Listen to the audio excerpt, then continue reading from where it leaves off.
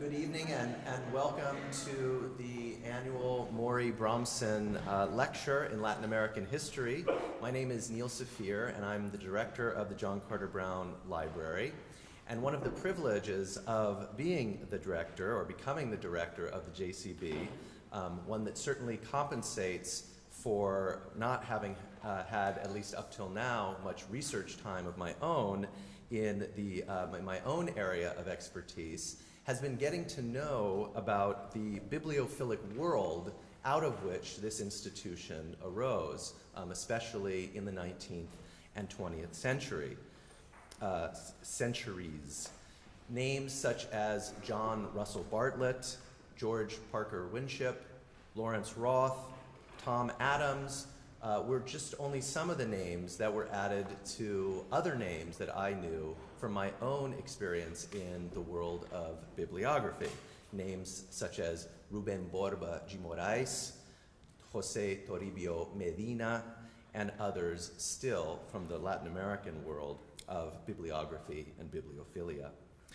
And I must say that poring over many of these 19th and 20th century bibliographies, which is, for me, a sure sign that the printed book is in no way dead, just isn't the same as perusing an online bibliography. And I think any of you who have had the privilege of working here and of taking the tomes off the shelf and actually flipping through them page by page understand that the world of books and the world of the printed word come alive in a way that just isn't the same when you even have a PDF of a bibliography on the screen. So this is one of the paradoxes that we're dealing with here at the library in the digital age, which is, on the one hand, we have the ability now to send what used to be several tomes of bibliography through the ether in a matter of nanoseconds. On the other, we recognize that it isn't the same to use some of these tools. So this is something that raises all kinds of interesting questions about the role of a library like this in the digital age. So added to this name of illustrious bibliographers that I learned something about and have continued to learn more about in the last several months is that of Maury Bromsen. As many of you know, Maury Bromsen was a bibliographer, he was a bibliophile, and a bookman, with a major connection to the John Carter Brown Library for many years, primarily through the library's former director and librarian, Norman Firing. Maury Bromsen died in 2005, providing a legacy that not only supports tonight's lecture, but also supports an annual concert, funding for the curator of Latin American books, and our ongoing cataloging and conservation efforts. Mr. Bromsen, when he died, also left 10,000 books to the John Carter Brown Library, ranging in time from the early 16th through the late 20th century, and in geographic coverage from Argentina to Canada. From this incredible treasure trove, the library was actually able to recuperate and add to its collection 1,500 imprints and over 600 manuscripts having to do with the Americas during the so-called colonial and independence periods. Indeed, some of those manuscripts are still awaiting the careful eye of catalogers, just giving you a sense of the abundance of materials that we were fortunate enough to be able to receive because of his bequest. Now, Bromsen is usually thought of as a Latin Americanist, which he was, but he was also very much an Americanist in the full sense of the word. Since the materials he acquired for sale as a dealer but had not yet sold, and those he collected himself, included Anglo-Americana, Dutch Americana, French Americana, German Americana, and Italo-Americana, as well as Luso-Brazilian and Ibero-Americana. The legacy enhanced the John Carter Brown Library's astounding collections, not just of Mexican, Peruvian, and Argentinian materials, but also of Guatemalan, Colombian, and Puerto Rican imprints of the 17th, 18th, and 19th centuries. And I could go on giving an entire lecture just on the legacies of the Bromsen bequests, but a lot has already been written on that. I just wanted to make sure that people were aware of that. As any of you who have visited the room situated on the left over here will know, Bromsen had a particular passion for Simon Bolivar, the famed liberator of Northern and Central South America. And indeed, I invite you to go to that room if you haven't seen it after the lecture, where our evening speaker will be signing copies of his recently published book. You can also see Bromsen's name chiseled right above this, of this room, the Maury Bromsen Simon Bolivar room. It is not surprising then that so many of the materials that he left to the JCB also consisted of Bolivariana.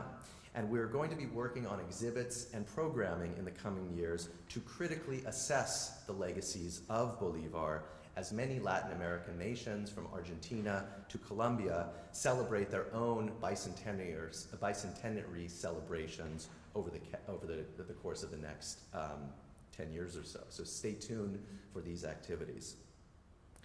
Given Bromsen's interest in the independence period of the Americas, I would hope, indeed I am convinced, that Mr. Bromsen would find our evening speaker a worthy invitee and the topic a worthwhile historical subject on which to base both a lecture and a book. I'm not going to talk very much about the book, since we will be hearing about it directly from the master storyteller, that is, Greg Grandin, who will be addressing us this evening. But I will say in advance that what appealed to me about the idea of inviting Greg, in addition to the subject matter, which is utterly appropriate for a library dedicated to studying the history of the Americas, and which is indeed includes quite centrally the history of slavery and servitude at the heart of today's talk, is the fascinating boundary between history and fiction, the fluid frontier that scholars negotiate as they seek to tell stories about the past and breathe new life into historical sources. My hope is that this evening's talk will provide us an opportunity to reflect on the fiction writer's craft, the place of history within such an account, and the role that rare book libraries such as this one play in the ongoing tension between fact and fiction in the struggle for freedom. Political freedom, of course, but also the freedom of conscience. I first had the chance to meet Greg Grandin, and he probably doesn't remember, but that's okay, at the University of Michigan when he was lecturing about his participation as part of a UN Truth Commission on Guatemala. And at the time I was aware that Greg was a scholar of the Cold War and US-Latin American relations more broadly. Later, I had the pleasure of reading his excellent book on Henry Ford's experiments in the Brazilian Amazon, Fordlandia, a book that, and I'm sure I'm not the only one to share this sentiment, that I would have loved to have written myself. This book was a finalist for the Pulitzer Prize in History, as well for the National Book Award and the National Book Critics Circle Award, and it's really a masterful fusion of Brazilian history, Amazonian history, and US industrial history, which is why it became a bestseller both in Brazil and here in the United States. As his day job, Grandin impersonates a professor of history at New York University, where he teaches Latin American history and also writes on US foreign policy, Latin America, genocide, and human rights. He has published materials in a wide range of scholarly and non-scholarly media venues, New York Times, Harper's, London Review of Books, and the list goes on, and has also been the recipient of a number of prestigious fellowships, including the John Simon Guggenheim Memorial Fellowships. He has also been a fellow at the New York Public Library's Cullman Center for the Scholars and Writers, although not at the JCB, not yet anyway. And on that note of encouraging him to research his future projects here as well as elsewhere, I ask you to join me in welcoming Greg Grandin for this year's Maury Bromsen Lecture.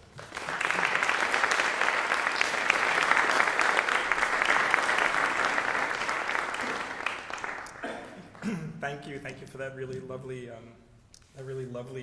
introduction, and of course, thank you for the invitation to come and be part of this lecture series, this annual lecture, which is an honor, and to speak at Brown University. As Neil mentioned, I'd like to take the opportunity to speak about my book, The Empire of Necessity, which actually owes its inspiration to another novella. And in speaking about and going around and talking about this, I've usually asked the audience. I've begun with a question, just a general question: How many people in the audience have read Herman Melville's 1855 novella Benito Cereno? So that's usually that's about right. I mean, that's par for the course, about a third, maybe a little bit less than a third, and a little bit more know about it. You know, I used to assign the book, and I don't mean to use the past tense. I'm sure I will again, but I just meant that I used to assign it as a kind of illustration of U.S. Latin American or Anglo-Spanish attitudes towards each other, mediated through slavery, the institution of slavery, as great portrayals in that novella of kind of a certain kind of American innocence, a kind of New England Yankee in the persona of Amasa Delano, and in the character of Benito Cereno. It's a very nice portrait of old kind of decadent Europe and aristocratic Europe in the persona of the Spanish captain. Really is this kind of remarkable story that is exactly opposite in form and content to Moby Dick. Moby Dick was published in the early 1850s. I'm sorry, and of course that was a commercial and critical failure for Melville. Right? Melville thought it was the novel that we now think it is, the American novel, but at the time it didn't sell any copies, hardly any copies, and critics thought it was an indication of Melville's either his irrelevance or his insanity. And after that failure, Melville scholars have documented a kind of emotional spiral that corresponded to a larger national crisis as the United States moved towards the Civil War, towards an antebellum America. And he obviously continued to write, and one of the stories that he published as a serial, a 3-part serial in Putnam's Monthly, was Benito Cereno. And as I mentioned, it's almost exactly opposite in form and content, where Moby Dick was sprawling over multiple oceans and involved men of all races. Benito Cereno takes place on one ship, on one day for the most part. And even more than that, it's even more claustrophobic. It takes place largely in the mind of Amasa Delano. And there's no real way to tell the story without giving away a spoiler. So just forgive me for those who haven't read the story, but hopefully it'll spark even more interest in Melville. So Amasa Delano was a New England sea captain, a sealer and a general merchant, a general trader who finds himself in the South Pacific hunting seals, and he comes across a distressed Spanish ship off the coast of this remote island, Santa Maria, and he boards this ship, and he spends pretty much all day on board the ship. Events conspire that his crew, he sends his crew back to the island to fetch water and food, and so he's by himself, and he becomes obsessed. And what he finds on the ship is Benito Cereno, the captain, and a group of about scores, Melville doesn't give the number, of West African slaves, and only a handful of Spaniards. And Benito Cereno tells Delano that the reason why there aren't more of a Spanish crew and why the ship is in such a bad state is because they ran into a storm. They were around at Cape Horn. They ran into a storm. They hit the doldrums. Then a fever struck, and it took the lives of most of the crew. And this is why they were distressed. And through it all, Delano, and Melville is just telling the story through Delano's perspective. It kind of alternates between kind of first person and kind of third person, but from the perspective of Amasa Delano.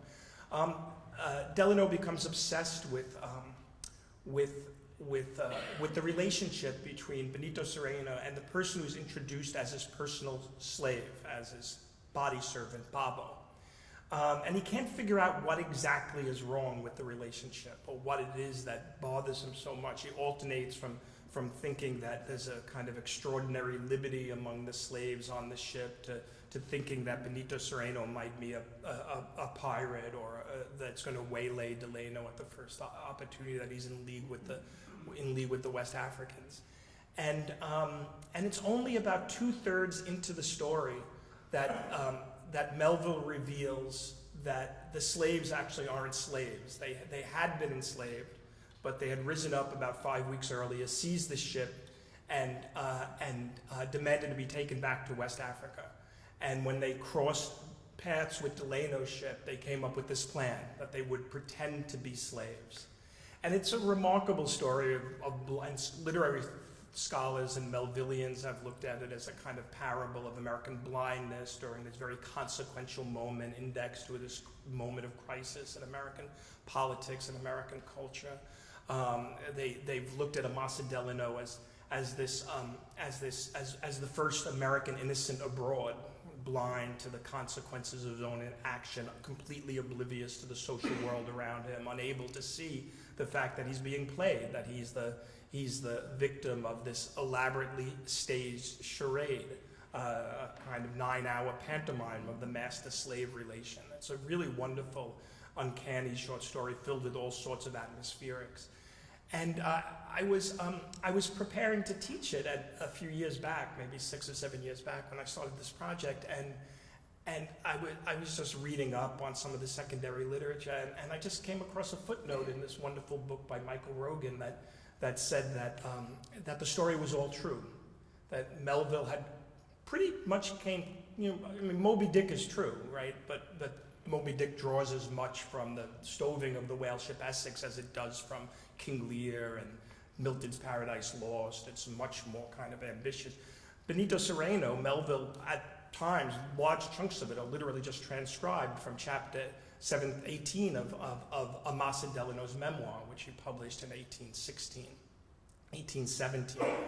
And I just remember staring at that footnote for quite a while and trying to absorb exactly what the import of that. I mean, I've said this, I don't know how else to describe it, but it's kind of like being told that Ridley Scott's Alien is true, and trying to make sense of that, because in some ways the structure of the story is the same way. It's about 2/3 in, there's evil lurking on board this strange ship, this uncanny ship. You don't know what it is or where it is, and all of a sudden it kind of bursts out into the open.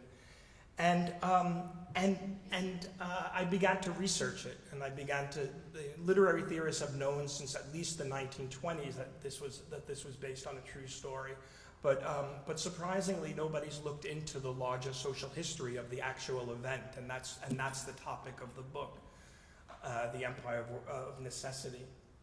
Now, people know some things about Melville. They know he did leave letters and other writings having to do with what he was thinking when he wrote Moby Dick, but there's really absolutely nothing. There's no diary entries, no letters, no correspondence about what it is that attracted him to Amasa Delano's memoir, why it is that he felt compelled to fictionalize this story, and what he meant by it. And this is a big subject of debate among Melvillian scholars, what his intent was. Was it a criticism of the institution of slavery? Was a warning about the dangers of of slavery to the larger American project? Was it more concerned with cosmic or metaphysical issues and issues of ethics and evil and absolute evil in the world and whatnot? But if you actually read the chapter from Amasa Delano, and one could easily do that, and one of the first, it's available on Google Books, the full, it's out in the public domain, so the full PDF version of the memoir is available on Google Books. One could imagine what it was that attracted him to the story. For one, Delano, even though he survives the incident, which I'll talk a little bit later on about how it unfolds, and he lives to write about it, he still writes about it as if the main axis of tension was his relationship with the white European captain, Benito Cereno. He obviously knew by the time he wrote his memoir that the West Africans were choreographing this elaborate charade, but he still kind of almost was still in denial. Not 16 years later, over a decade later, when he wrote up his memories of the event. But even more than that, I think there's something about of the charade itself. You know, as it's told by Amasa Delano in his memoir, it has almost the triangular symmetry of a play, or the psychological and historical depth of a Greek epic. You know, I came to think of it in some ways as Homer's Odyssey. You know, theorists and literary theorists have imagined Odysseus as the first modern man, because he was able to kind of play with the subtleties of language, right? He was able to manipulate the difference between words, language, and what they represented in order to gull the Cyclops. And in some ways, that's exactly what these West Africans did. They were able to manipulate the things that they were said not to have: cunning, an interior life, discipline, reason, in order to give the lie to the things that they were said to be: humble and loyal and simple-minded and incapable of this kind of deceit. Right? So, you know, I think it exposes in some ways a foundational deception that American slavery rested on. The idea that enslaved peoples had no inner lives, they had no interiority, they had no inner selves, and if they did, that too was subject to the jurisdiction of their masters. Right? What you saw on the inside was what there was on the outside, and in some ways, this set piece, this deception, exposes that in particularly dramatic ways. I think about it as in some ways a devil's edition of Harriet Beecher Stowe's Uncle Tom's Cabin, where Stowe makes her case for abolition by presenting African American slaves as pure Christians, right? As being transparent in their motives, as being Christ-like in their innocence, and that book was obviously enormously successful. Sold millions of copies just preceding Melville's publication or writing of Benito Cereno, and became one of the kind of an international bestseller. So Melville writes the story in which these West Africans are absolutely deceitful. Right? You don't even realize that they're deceitful until the end of the story, and they meet the violence that's imposed on them by slavery with equal violence and equal brutality, which is interwoven within Melville's story.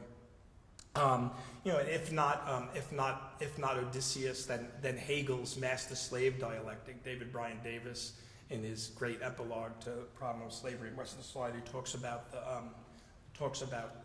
that metaphor, Hegel's master, which was composed around the time that this actual event took place in the South Pacific, as the master metaphor of human interdependence. And in some ways, what Melville does is he takes that metaphor, that dyad, the master and slave, and he adds a third. He turns it into a triad.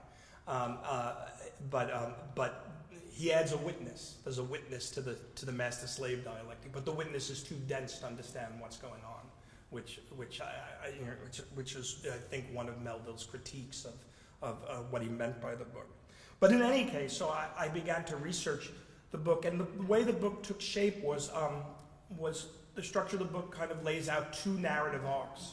One is the history of how the West Africans wound up in the Pacific, in the South Pacific, and the other one follows Amasa Delano out of New England and into the world and into the South Pacific.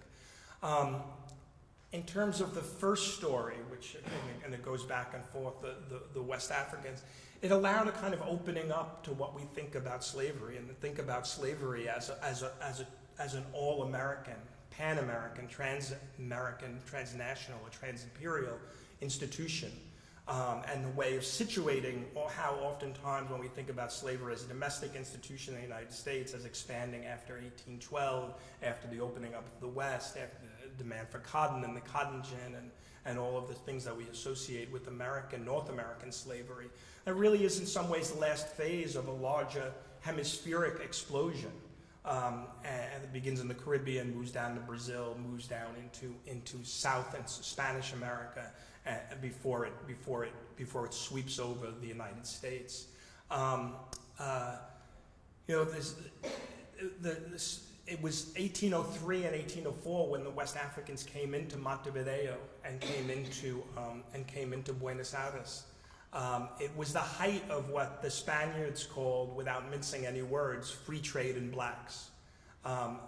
Spanish American merchants had long been demanding a deregulation of the tightly regulated mercantile slave trade, which obviously existed for centuries, but controlled, at least in theory, what monopoly companies or countries could import slaves into Spanish America, what port cities in which slaves could be imported, who could be involved in the trade, with high taxes and high tariffs, increasingly starting in the 1770s, and largely very much indexed to the Age of Revolution, where every great moment in the Age of Revolution, the American Revolution, the French Revolution, the execution of the King of France, the Haitian Revolution, provoked one more step in Spain's deregulation of the free trade of mercantile slavery.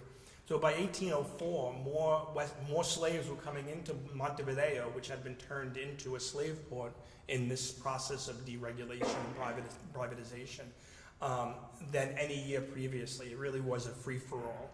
And so in trying to recreate and figure out the itinerary of at least some of the groups of slaves, because they did come into Montevideo in different routes, it was kind of able to open up to this larger history.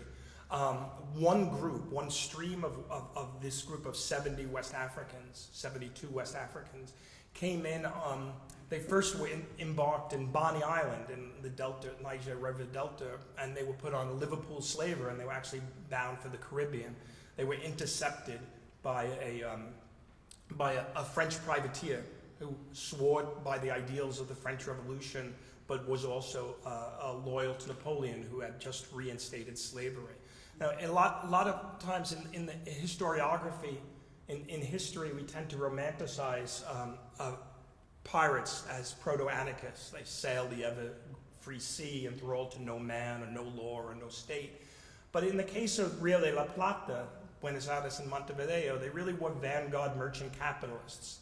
They had contractual relations with Spanish American merchants, and their main source of income was to seize British goods and divert them into Montevideo.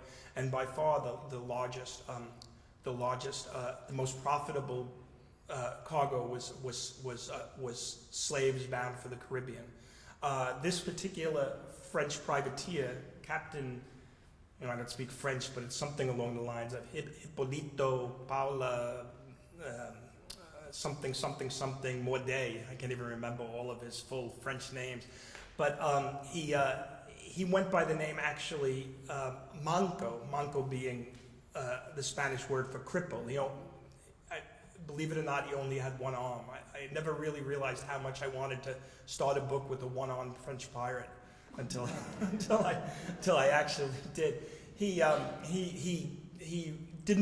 demanded that he not be called captain. He gave up the rank because he was a Jacobin. He was a seafaring Jacobin. He went by the name citizen. He went by the rank citizen Manco. And but again, he was very much, I think, embodied some of the primary contradictions of the Age of Revolution, also being the age of freedom and being an adherent to the French Revolution, but being under contractual relations and being involved deeply involved in the slave trade. He was responsible for bringing in thousands and thousands of slaves into Montevideo. And I try to recreate the kind of machinations in Montevideo and Buenos Aires, which gets pretty thick into the weeds in terms of how they become transformed from contraband into commodities. And then the lot is assembled finally in Buenos Aires. And one of the things that the story allows is an opening up of thinking about a different new geography of slavery in some ways. Obviously, when we think of the Middle Passage, when we think of slavery, we think of the Atlantic crossing, we think of the Middle Passage, and we think of Africans and African enslaved Africans who spend most of their life in plantations and in Piedmont plantations and coastal plantations, island plantations in North and South America. But this really is a different geography. With the expansion of slavery, with the expansion of free trade in blacks, more and more regions within South America were integrated through finance, through infrastructure building, through roads. And what became a primary artery was the road across the Pampas and then over the Andes and down into Chile as a way of getting up to Lima. There were other ways of getting through Lima to export slaves from Buenos Aires to Lima around Cape Horn, but that was more expensive. And as more and more people got into the slave trade, up and coming merchants or declining or falling aristocrats trying to latch on to slavery in order to shore up their position, those who couldn't afford it took the overland route. And it's really this remarkable second Middle Passage that was equal in time to the first. Took about 2 months to get across the Pampas. They went across these enormous mule carts with huge wheels to get through the mud. And it must have been a really both uncanny in the full meaning of that word experience for these West Africans, because it was a completely different. Because it was another episode of this arduous and ordeal, but it must have been oddly familiar because many of these West Africans came from topographically similar areas in West Africa. They came from pastoral communities, communities where some of the livestock, some of the cattle that they saw in the Pampas came actually from West Africa. And that journey took about 2 months. And then all of a sudden they were confronted with the Andes. The Andes are the second highest mountain range in the world, the Himalayas being the first. But what makes them particularly dramatic is that they're the narrowest. So in the Himalayas, you gradually ascend, which mitigates a little bit some of the drama in terms of the height. But the Andes, after particularly coming across the preternaturally flat Pampas, are like a wall running across the continent.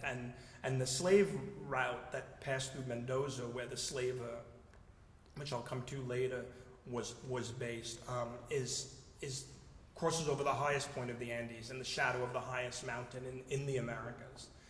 Now, one of the things about this group of West Africans, or at least the leaders of the revolt, which the Spaniards made a big deal about in the documents afterward, was that they were Muslim. They were from West Africa, a region of West Africa that Islam had migrated down centuries before the Atlantic slave trade took hold, and one could index their journey with the Islamic calendar. So they actually started up the ascent up the Andes. They were about 3 or 4 days up, starting the climb up the Andes when Ramadan fell. And a lot of this in the book is pure speculation because we don't have access to their own experiences, but that must have been a particularly intense experience. Ramadan is a symbolic reenaction of the moment in which Allah intervenes in human affairs and promises redemption. It's kind of the high point of the prophetic calendar of redemption, and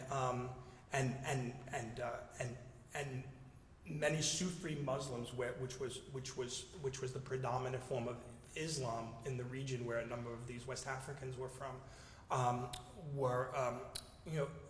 often talk about approaching the Godhead as an ascent, as in a journey. So one can imagine the actual physical manifestation of what had previously been just a metaphor, and extreme cold.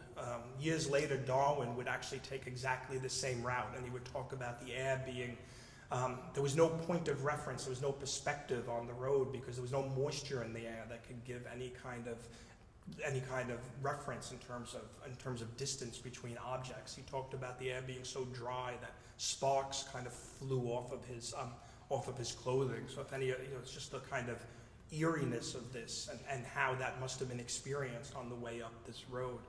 And the reason why I'm talking a little bit about Ramadan is because the actual revolt on the ship takes place on the holiest day of Ramadan, the night of power. That's the day that Muslims believe that the Archangel Gabriel revealed some of the first verses of the Quran to Muhammad. And it's interesting because historians don't know how many Muslims came to the Americas as slaves. They can only calculate based on demographics how many were taken out of West Africa. Some scholars estimate as many as 10%. That might be a little bit high, but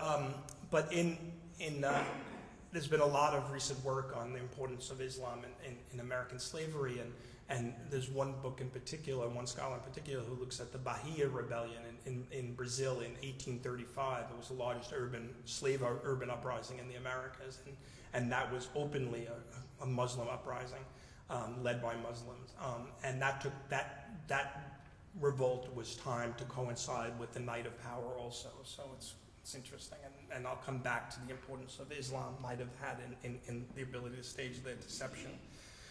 So the other narrative arc follows Amasa Delano out of Duxbury.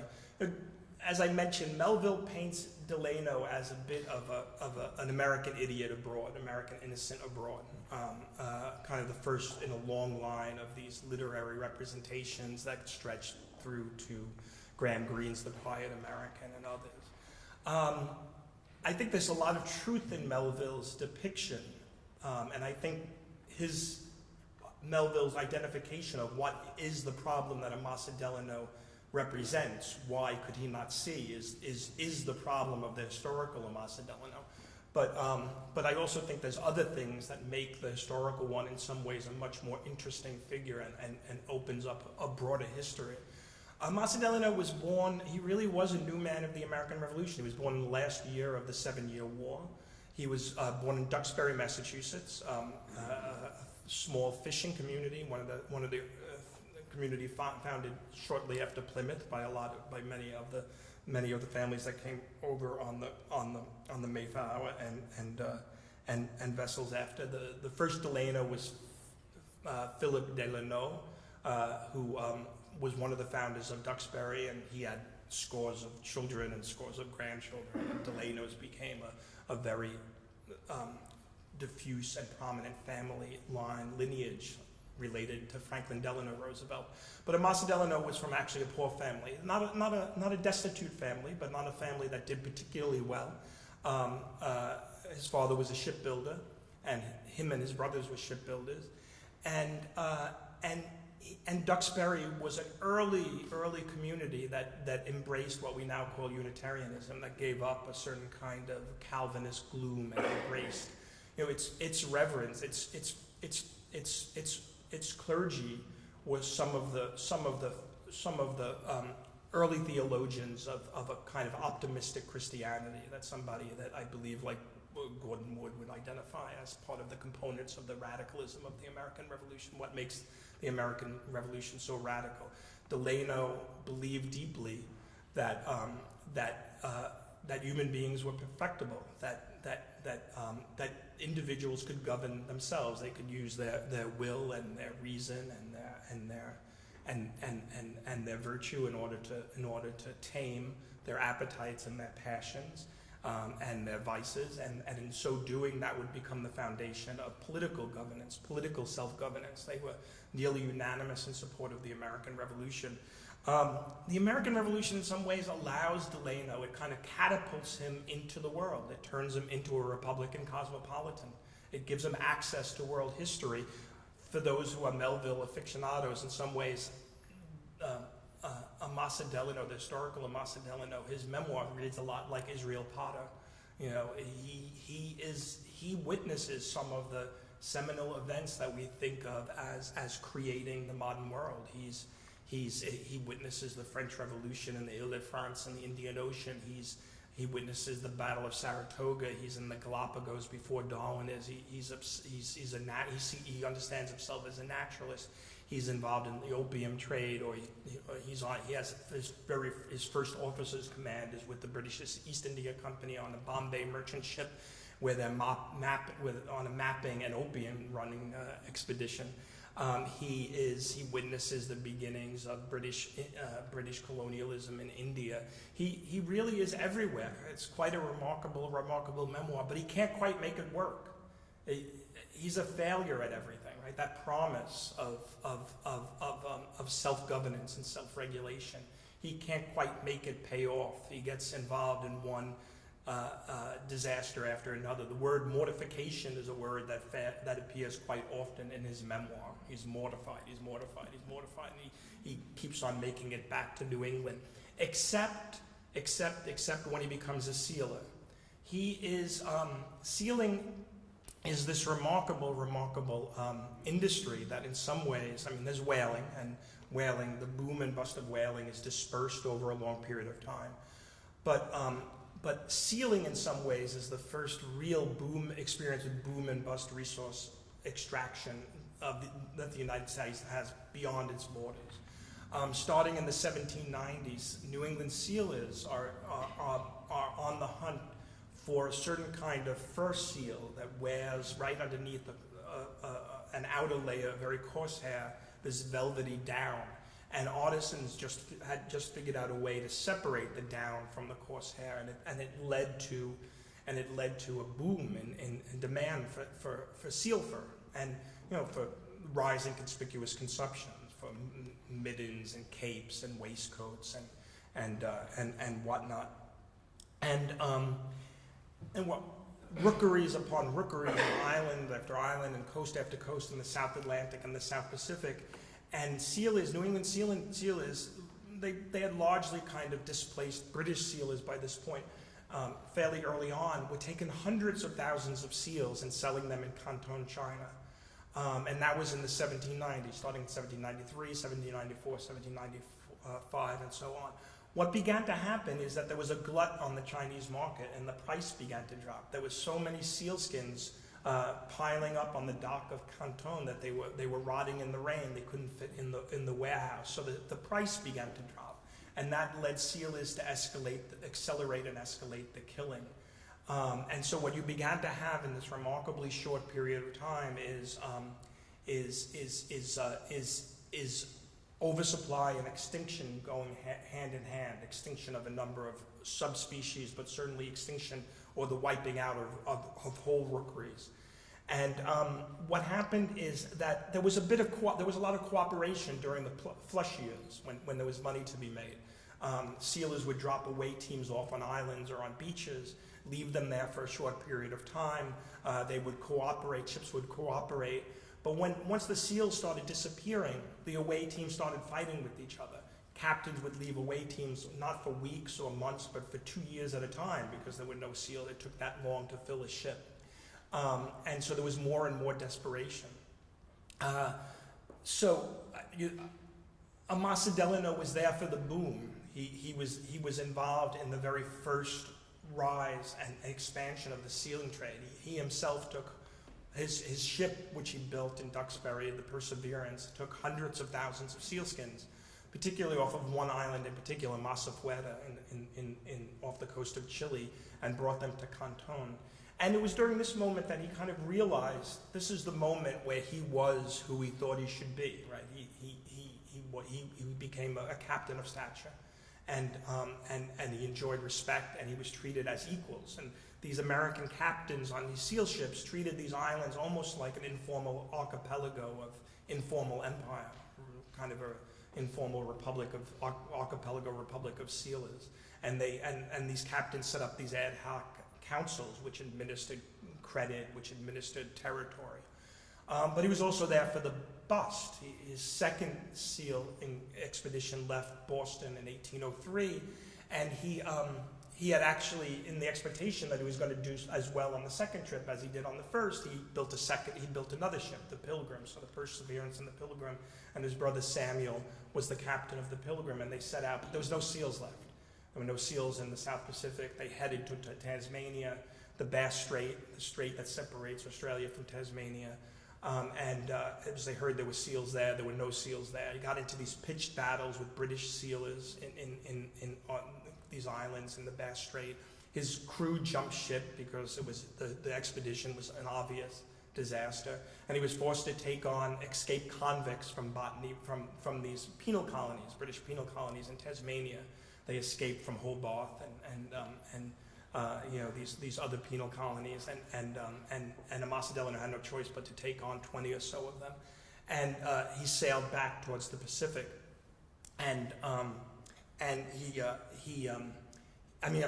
the South Pacific, the waters over Chile, hoping that he'd find seals. His men started mutinying, they were recalcitrant. He was resorting more and more to physical punishment to maintain authority until he comes across the trial, the Spanish. It wasn't quite a slave ship, it was a ship that carried slaves. It's the West Atlas. It was a merchant cargo ship that plied up and down the coast of the Spanish Main from southern Chile up to Peru, carrying all sorts of cargo back and forth, including whenever the cargo was human beings, slaves. And so these two kind of stories of the book kind of intersect in this first, the deception, and the Spanish ship was called the Trial. It was an English name, and that's a whole kind of tangential story of. It was a ship built in New Bedford, and it was captained by a Quaker, but then it was seized by the Spaniards and then sold to Benito Cereno. It was the intersection of the Perseverance and the Trial that these two storylines, kind of the violence of slavery and human exploitation of other humans, and the ecological violence of sealing, kind of come together. To come back a little bit and step back and talk about the deception itself, what was going on, and what the role Islam played in it. Again, this is all in some ways speculation, because we only have what the Spanish documents. We don't have access to what the West Africans were thinking. But I was trying to think a little bit about what the role of a highly literate society, Islam, in West Africa, and Babo and Maury and the other leaders of the revolt were identified as literate in their own language. At one point, after they rose up and seized the ship and executed the slaver who was taking them to Lima, they made Benito Cereno sign a contract. They wrote up a contract in their own language, unclear whether it was Arabic or some vernacular or Spanish. And made him sign it, where they would return the ship to him if he returned them to West Africa. So so I was trying to think a little bit beyond how oftentimes with these kind of trickster traditions of the African American tradition, it emphasizes a kind of pastoral or kind of folkloric tradition, a kind of a literate peasant society, right? How stories of resistance or tricking get circulated. But in this case, I was trying to think of what it meant that these enslaved peoples came from a region that had its own theology and its own written theology, and a large part of that theology had to do with figuring out the relationship of freedom to slavery, trying to figure out what slavery within Islam was, when it was righteous and when it wasn't, and how that could have an effect on what they did. Obviously, we could speculate that they chose the night of power, the eve of the night of power, to rise up and seize the ship had some import. But what about the deception itself?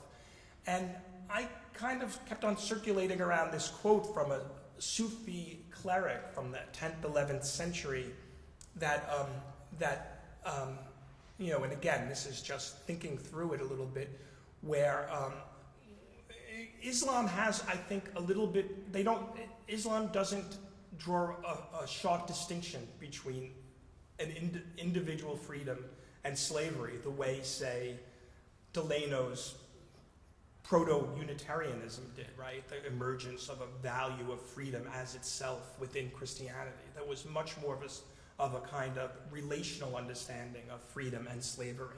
And this quote from a Sufi theologian kind of sums it up in my mind, that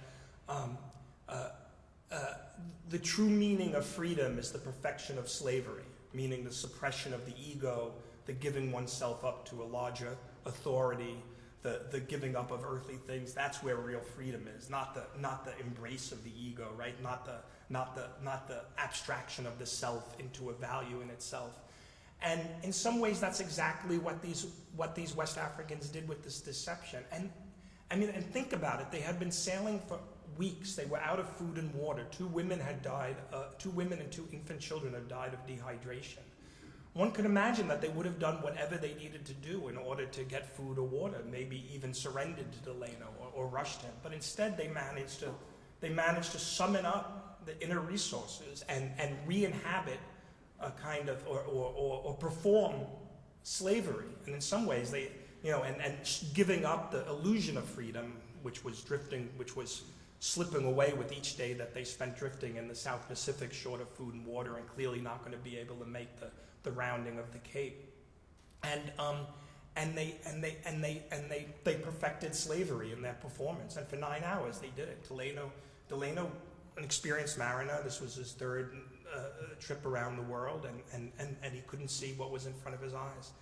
And it only unravels, the pantomime only unravels when, well, it doesn't. I mean, it's successful until Ambassador Delano, he's unclear what's going on. He climbs down the ladder onto his boat with his away team. The food is brought on, the water is brought on, the new provisions are brought on. He can't quite get a word in with Benito Cereno to talk about compensation, because he wants compensation, because Benito Cereno says that he can't leave, earshot of his faithful slave, who obviously is really just vigilant, surveilling the interaction of the two.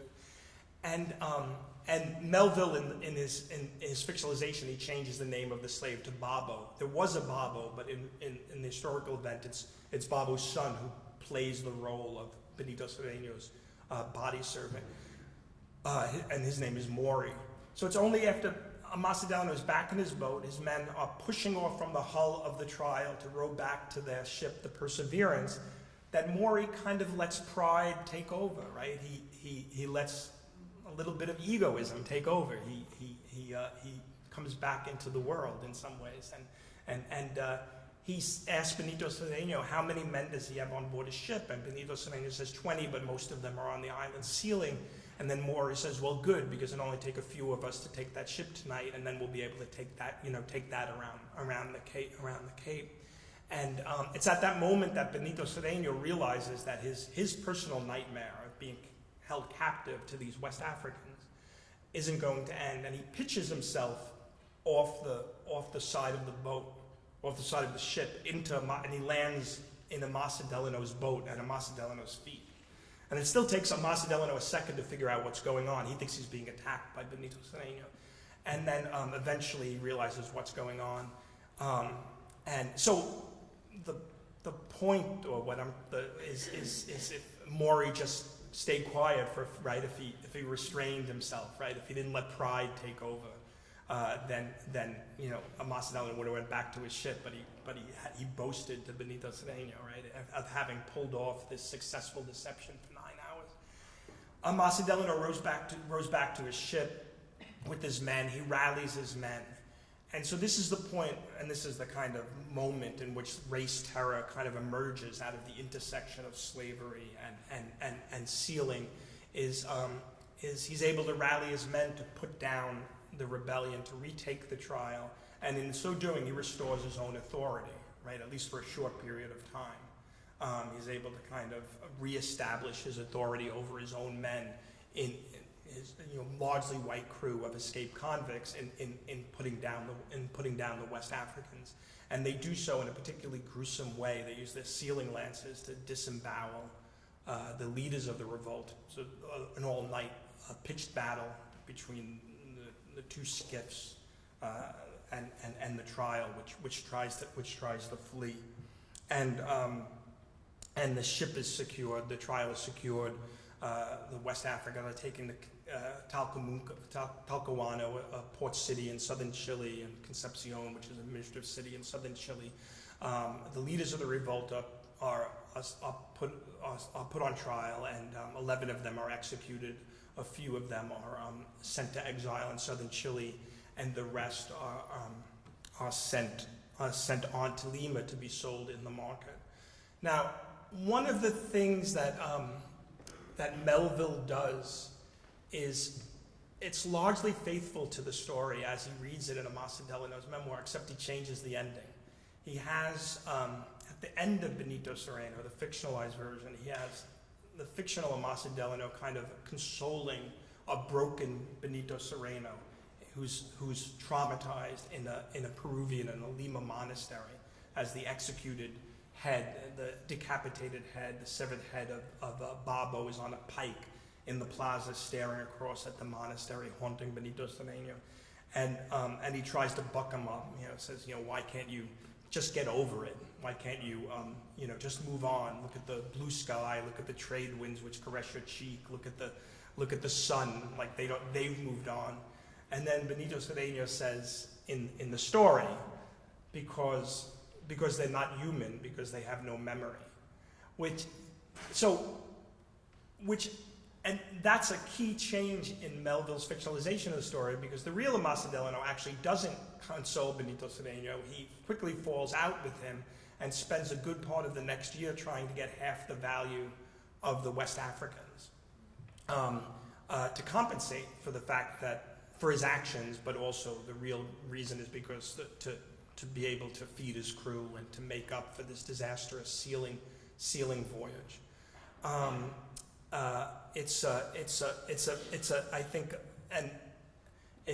a telling change that Melville makes, and I don't think it was meant to cast Delano in a better light. In some ways, it makes him.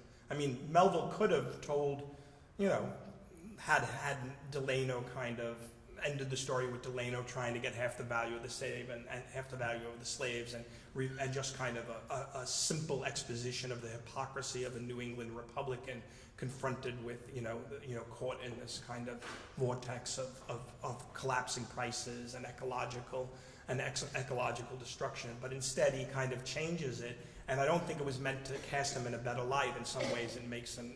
I think that's the moment where he really reveals the kind of obtuseness, the obliviousness of a certain kind of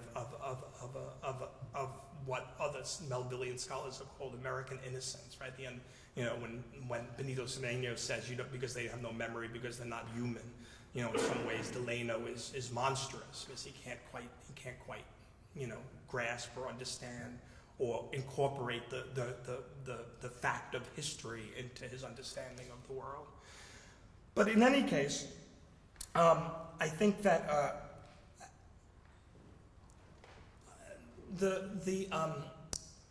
maybe, how long have I been talking?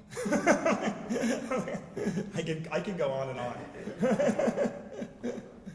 Okay, so I'll just begin to wrap it up by talking a little bit about Amasa Delano and the historic, what happens. So Amasa Delano, Amasa Delano was opposed to slavery. He was a good Republican, but he was leaving New England at a time where he didn't think slavery was a major problem to the American experience. Slavery was on its way out in New England, or so he thought, and many people would think in those days prior to the War of 1812 that it would be destined to fade away. And so what happens? What's nice? What's fascinating about the story? It allows a nice if tracking the itinerary of the West Africans allows a kind of geographic broadening of the scope of our understanding, a new geography of slavery or a different geography of slavery. Tracking Amasa Delano as he leaves New England at a moment where he thinks slavery isn't a problem and sailing smack dab into what is a microcosm of the future that would later wash over the United States and the South Pacific. And then thinking a little bit about what Melville saw in Delano 5 decades later provides a chronological or temporal sense of the scope of slavery, right? It's the importance of the way in which the explosion of free trade in blacks, which washes over Spanish South America in the 1770s, 1780s, and 1790s, makes its way up into North America. Amasa Delano and his brother come back to the United States, to New England, and their failures. That sealing expedition was a complete disaster. He manages to get about 8,000 pesos. He makes his way up to Lima. He follows basically the ship of the surviving enslaved Africans who are sold in the market in Lima, and manages to secure about 8,000 pesos. But the voyage is a complete disaster. There's no seals left. The response that him and his brother have coming back to the United States is interesting. His brother Samuel commits to a much more visceral kind of Christianity, and he gives up the liberal Christianity, the optimistic Christianity of his Duxbury youth. In the letters that he writes, he's embraced a kind of visceral, bloody Christianity of punishment, of hellfire and brimstone. He's kind of recommitted to Christianity and into a much more pessimistic form of Christianity. Amasa Delano goes in the other direction. He falls into debt. He makes it back to Boston. He winds up in debtor's prison for a bit of time. One of the reasons why he writes his memoir is to get out of debtor's prison. He has access to a lot of what's interesting is Boston at this moment in the 1810s and 1820s in some ways is Duxbury writ large. It's an optimistic place, right? It's the flowering of that early years of what becomes the American Renaissance. But Delano falls into this complete pessimism and cynicism. He writes these letters to his brother condemning Christianity, talking about abolishing Christianity. He talks about what we would call people of color today as islanders, saying no islander has ever done anything wrong to you. It's only Christians that have done us wrong. So it's an interesting kind of, in some ways it's the polar responses to participating in violence and race terror beyond American borders, right? To come back and either recommit to the project in ever more certain terms, like his brother Samuel, or to become a little bit cynical and jaundiced about the whole thing. And he dies. He winds up dying broke. He dies. His probate, the extent of his estate when he dies in 1823 is one 50-cent hammock, an old hammock, a 50-cent pine writing desk, and 700 unsold copies of his memoir. So in some ways, it was an artifact of his sailing life, an artifact of his writing life, and the unsold sum of both of them. I think I could talk. I was going to end with a discussion of the title, but maybe I'll hold that off to the question and answer period, because I think I've gone on long enough. But thank you, and thank you for your attention. Thank you.